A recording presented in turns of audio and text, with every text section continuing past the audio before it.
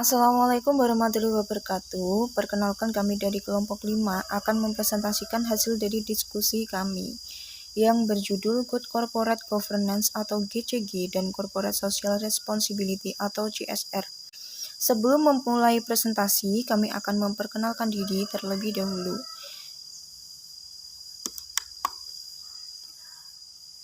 Kelompok 5 ini beranggotakan yang pertama saya sendiri, Dini Ramadhania, NIM 2019-11050. Yang kedua ada Zarikotun Amelia Khairunisa, NIM 2019-11395. Yang ketiga ada Eva Fariskiani, NIM 2019-11299. Dan yang terakhir ada Eno Dewi Nur Lusiani, NIM 2019-11404. Pada kesempatan hari ini, presentasi yang akan kita bahas ada dua ya. Yang pertama ada Good Corporate Governance atau GCG yang terdiri dari definisi Good Corporate Governance, prinsip Good Corporate Governance GCG dalam manajemen perusahaan, agensi teori, dan Corporate Social Responsibility atau CSR yang terdiri dari definisi Corporate Social Responsibility, manfaat CSR, dan juga jenis-jenis CSR. Selanjutnya, materi Good Corporate Governance atau GCG akan dijelaskan oleh kelompok saya. Silahkan, Mbak. Good Corporate Governance atau GCG. Menurut para ahli, pengertian GCG adalah sebuah sistem yang menjadi pengatur hubungan antara pihak yang memiliki hak dan kewajiban atas perusahaan dan perusahaan itu sendiri. Menurut Agus 2011, pengertian tata kelola perusahaan sebagai sistem tata kelola yang bersifat transparan dan mengatur peran direksi, pemegang saham, dan jenis stakeholder lainnya.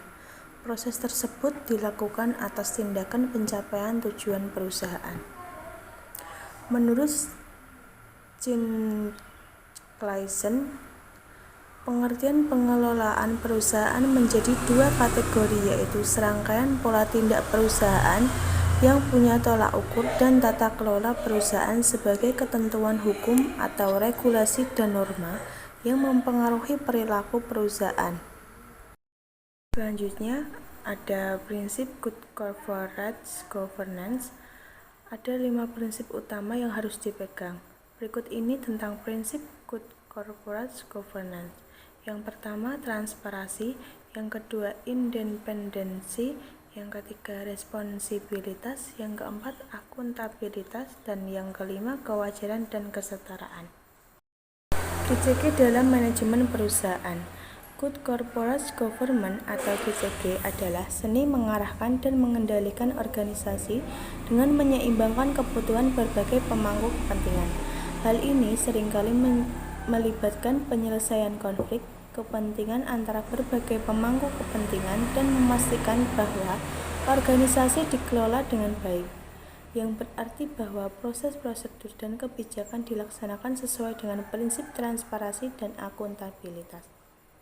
Secara ringkas, Good Corporate Governance atau GCG merupakan prinsip-prinsip yang diterapkan oleh perusahaan untuk memaksimalkan nilai perusahaan, meningkatkan kinerja dan kontribusi perusahaan, serta menjaga keberlanjutan perusahaan secara jangka panjang. Good Corporate Governance atau GCG merupakan langkah yang penting dalam membangun kepercayaan pasar atau market confidence dan mendorong arus investasi internasional yang lebih stabil dan bersifat jangka panjang. Adapun tujuan dari penerapan Good Corporate Governance adalah sebagai berikut. Yang pertama, menciptakan nilai tambah atau value added bagi semua pihak yang berkepentingan atau stakeholder. Yang kedua, memastikan bahwa sasaran yang diterapkan telah dicapai. Yang ketiga, memastikan bahwa aktiva perusahaan dijaga dengan baik. Yang keempat, memastikan perusahaan menjalankan praktik-praktik usaha yang sehat. Yang keenam, memastikan kegiatan-kegiatan perusahaan bersifat transparan. Yang keenam, manfaat langsung yang dirasakan perusahaan dengan mewujudkan prinsip-prinsip good corporate governance adalah meningkatnya produktivitas dan efisiensi usaha. Agensi teori. Teori agensi pertama kali dicetuskan oleh Jensen dan Maclean pada tahun 1976, yang menyatakan bahwa teori keagenan merupakan teori ketidaksamaan kepentingan antara prinsip dan agen. Teori agensi berdasarkan hubungan kontrak antara pemegang saham atau pemilik serta manajemen atau manajer. Menurut teori ini, hubungan antara pemilik dan manajer pada hakikatnya sukar tercipta karena adanya kepentingan yang paling bertentangan. Teori agensi menurut Jensen dan Smith 1984 merupakan konsep yang menjelaskan hubungan kontraktual antara prisikal dan agen. Pihak prisikan adalah pihak yang memberikan kewenangan kepada agen untuk melakukan semua kegiatan atas nama prisikal adalah kapasitasnya sebagai pengambil keputusan. Menurut Anthony dan Govindarajan pada tahun 2005, teori agensi merupakan teori yang mendasari hubungan antara prisikal dan agen dengan asumsi bahwa setiap individu termotivasi oleh kepentingannya masing-masing sehingga dapat menimbulkan konflik antara prisikal dan agen. 2.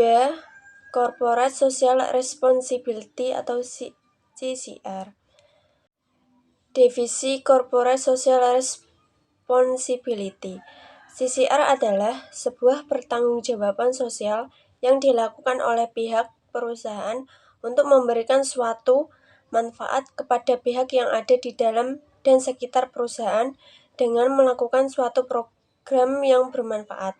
Pengertian CSR menurut Coulter dan Nancy.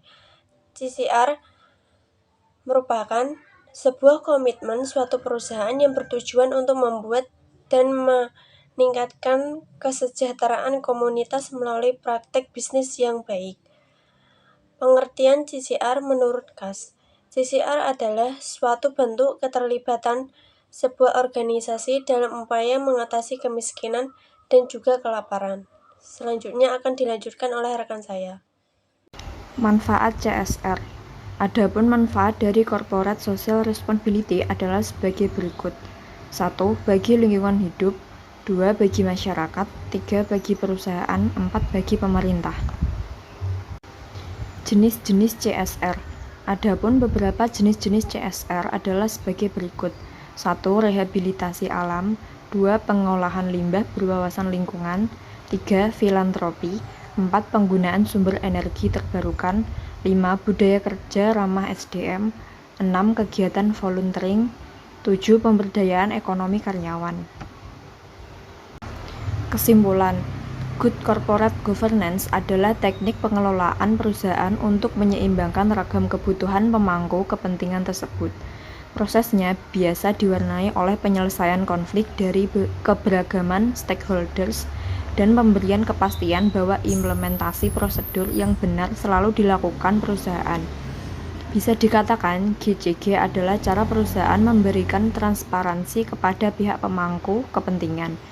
CSR adalah suatu bentuk pertanggungjawaban sosial yang harus dilakukan oleh pihak manajemen perusahaan untuk semua stakeholder dan juga semua pihak yang mempunyai kepentingan. Berbagai macam pihak yang dimaksud di atas adalah karyawan perusahaan, pemegang saham perusahaan, konsumen, pihak pemerintah, dan masyarakat yang ada di ruang lingkup perusahaan tersebut. Bentuk tanggung jawab yang harus ada di dalam CSR adalah sebuah kegiatan atau aktivitas yang dilakukan oleh manajemen perusahaan sebagai salah satu bentuk rasa tanggung jawabnya sebagai perusahaan kepada masyarakat sosial serta lingkungan sekitar, di mana perusahaan itu melakukan segala aktivitas operasionalnya. Sekian presentasi dari kelompok kami. Mohon maaf bila ada kesalahan. Terima kasih. Wassalamualaikum warahmatullahi wabarakatuh.